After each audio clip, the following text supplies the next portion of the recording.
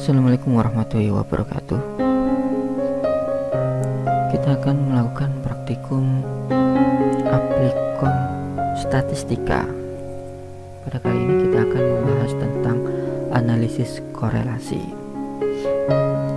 Analisis korelasi ini merupakan teknik analisis dan pengolahan data statistik yang digunakan untuk menguji ada atau tidaknya suatu hubungan serta arah hubungan dari dua variabel atau lebih.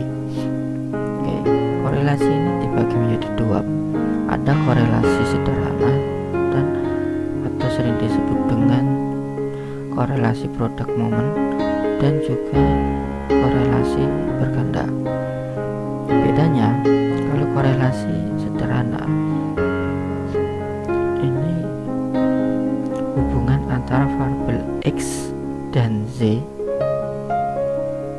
dengan variabel X yang hanya satu. Sedangkan kalau korelasi berganda, hubungan antara X dan Z dengan variabel X ini lebih dari satu, bisa 2, 3 atau lebih. Dalam sebuah penelitian pasti ada dua variabel tersebut, yaitu variabel X dan variabel Y.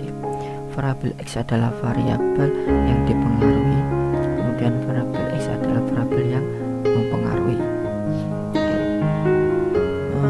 Dengan pada pedoman untuk memberikan interpretasi koefisien korelasi menurut Sugiono tahun 2012 sebagai berikut.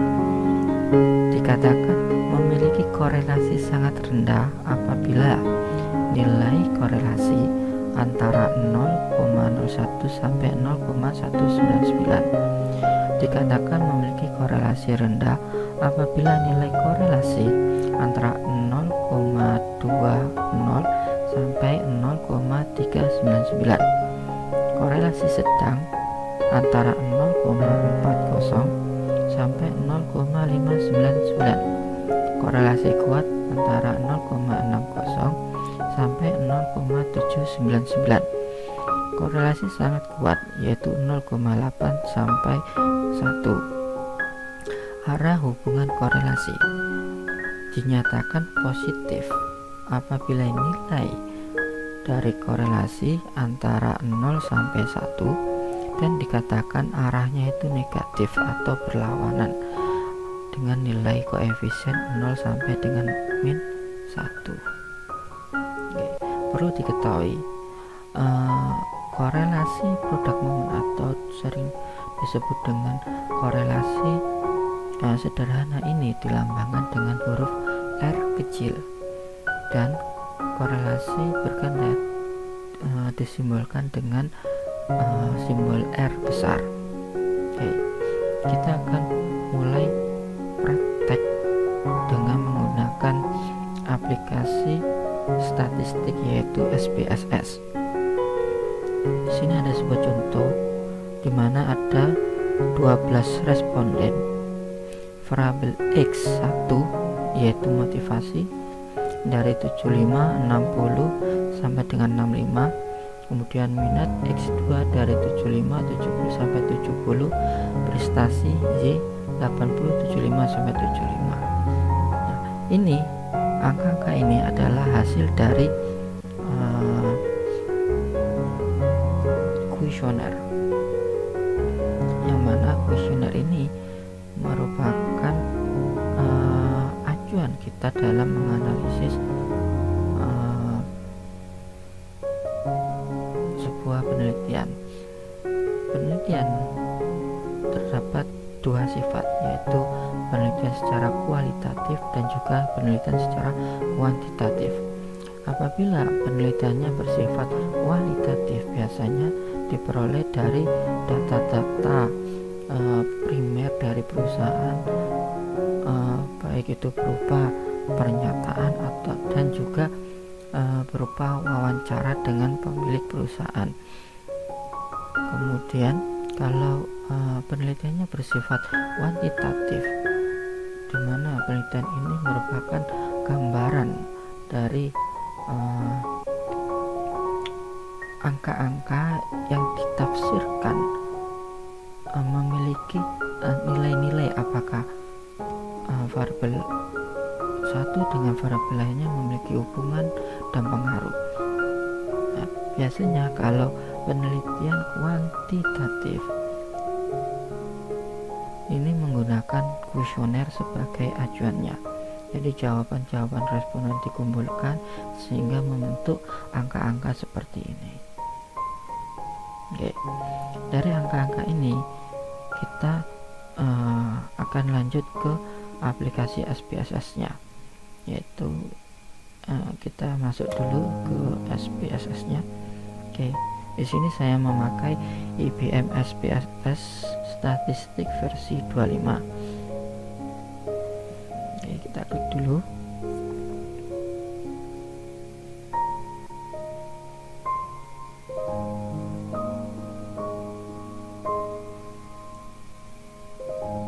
Masih loading. Oke, nah ini tampilan awal dari SPSS.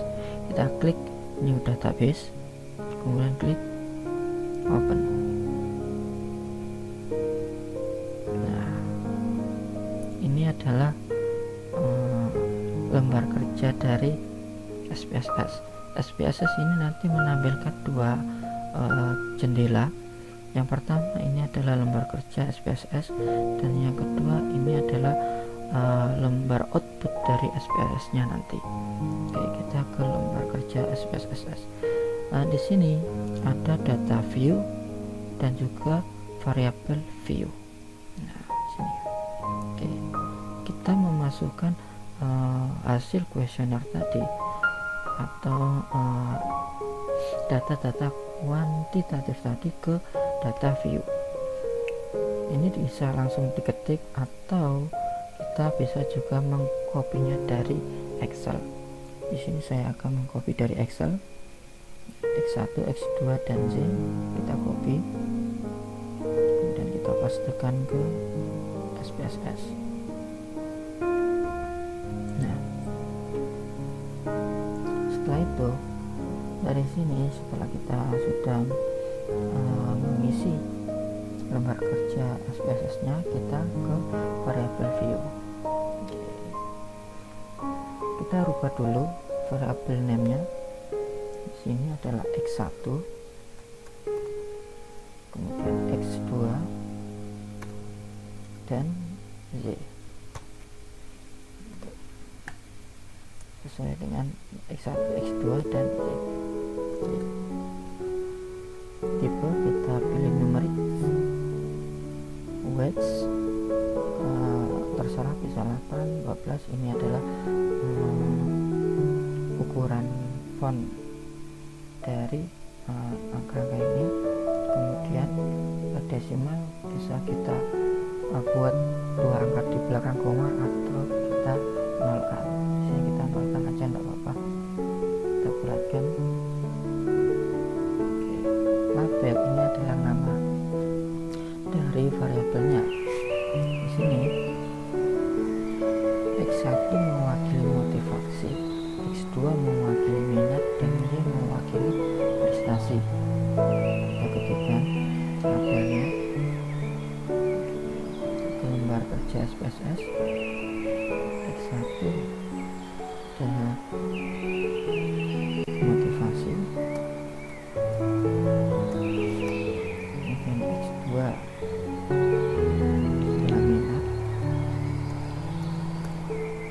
dan Y prestasi.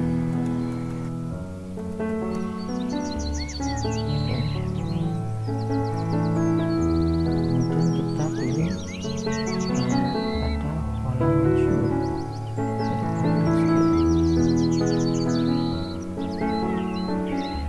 Ini selesai, maka kita kembali ke lembar kerja SPSS di data view. Oke.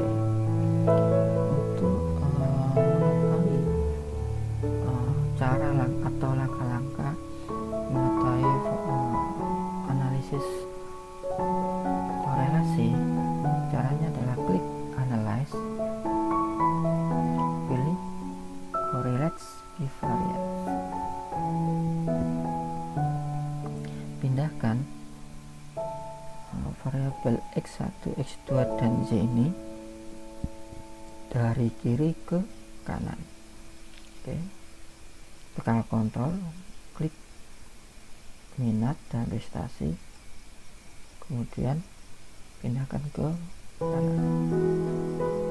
Pastikan pada kolom correlation coefficient ini tercentang persen, kemudian test of significance details dan flag significant correct juga kita centang. Oke, setelah itu kita lanjut klik oke. Nah, ini adalah hasil atau output dari analisis korelasi parsial atau sederhana yang sering disebut juga dengan produk moment. Kenapa saya katakan parsial? Di sini terdapat dua variabel x, yaitu x1 dan x2. Korelasi parsial adalah korelasi antara variabel x1 dengan z dan x2 dengan z.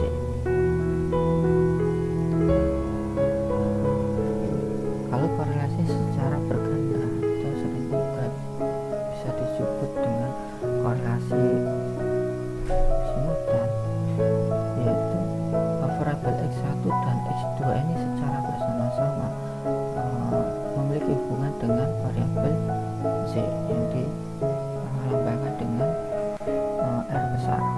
Oke. Sekarang kita kembali ke hasil SPSS.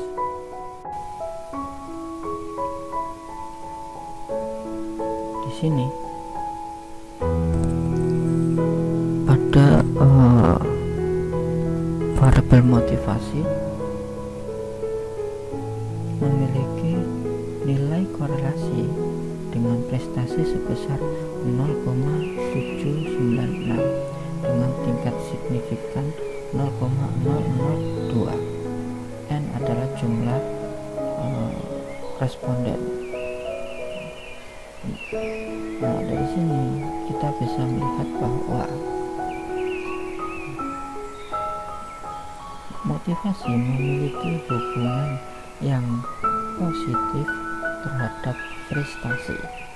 Ini bisa dilihat dari hasilnya, yaitu 0,796 bertanda positif, dan memiliki hubungan yang signifikan. Bisa dilihat dari nilai signifikannya sebesar 0,002. Ini kurang dari 0,05, yang artinya hubungan antara motivasi dengan prestasi memiliki hubungan yang signifikan. Kuat dan tidaknya hubungan ini kita bisa lihat pada kriteria-kriteria yang telah ditentukan oleh Sugiono. Nah, ini 0,01 korelasi sangat rendah dan sebagainya. Tadi di sini hasilnya adalah 0,79, yang artinya memiliki korelasi yang kuat. Kemudian untuk minat 0,908 ini juga kuat. Dari sini dapat disimpulkan bahwa 1. Variabel motivasi memiliki hubungan yang kuat terhadap variabel prestasi dan memiliki arah hubungan yang positif. Kemudian yang kedua adalah variabel minat memiliki hubungan yang kuat dan signifikan terhadap variabel prestasi serta memiliki arah hubungan yang positif.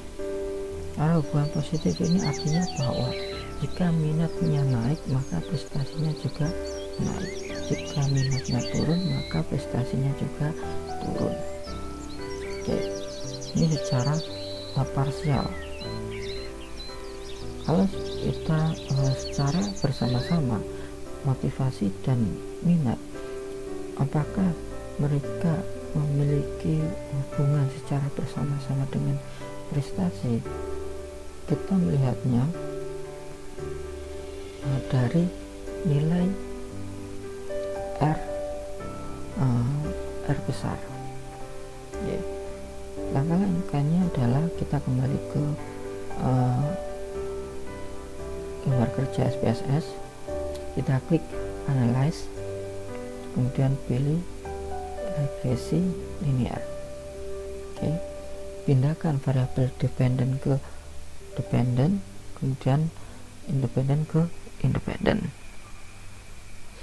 Dependent adalah variabel Z, kemudian dependentnya adalah variabel X. Kita pindah, pastikan metode ini adalah enter, kemudian klik statistik, pastikan estimate sudah tercentang, model fit juga tercentang, kemudian kita klik continue. Kemudian klik OK. Nah, di sini bisa kita lihat bahwa nilai R besar sebesar 0,918 dan bertanda positif.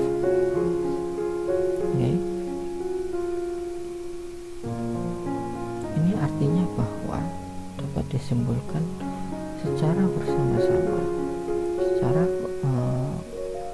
antara X1 dan X2 memiliki hubungan yang sangat kuat dan memiliki arah yang positif terhadap prestasi.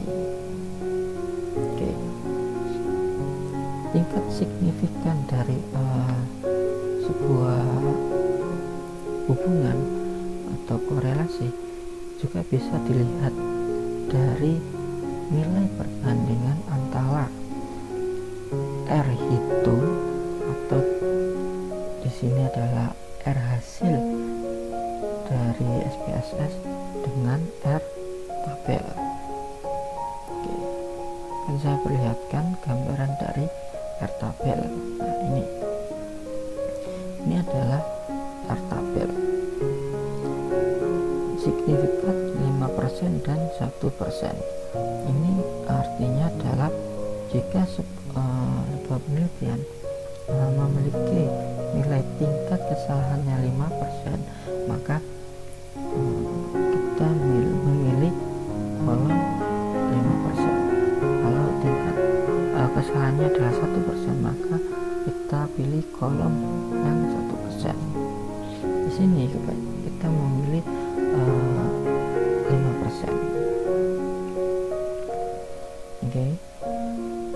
Kita coba bandingkan antara R hitung dengan R tabel. Di sini untuk kasus yang pertama,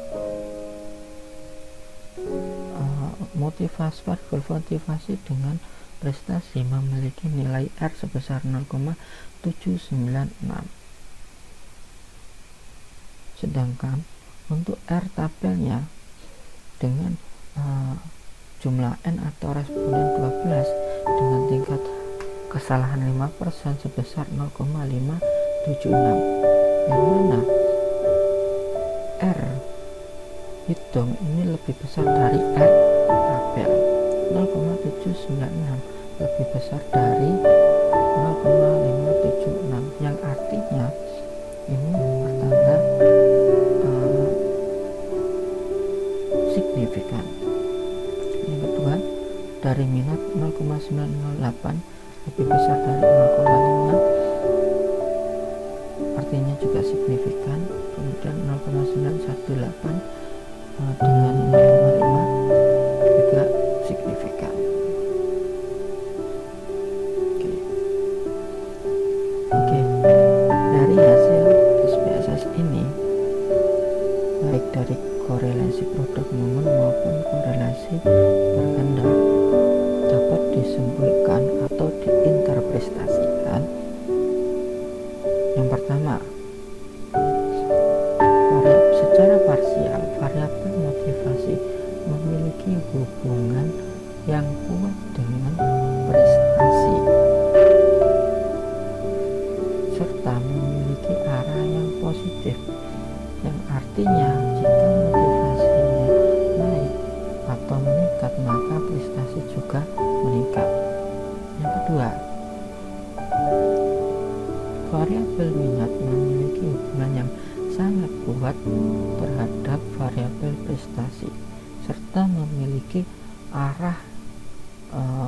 korelasi yang positif,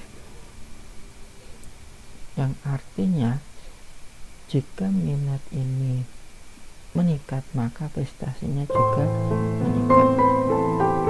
Yang ketiga, secara bersama-sama, karena motivasi dan minat memiliki hubungan yang signifikan dan kuat terhadap variabel prestasi, yaitu sebesar 5,918, dan memiliki arah yang positif.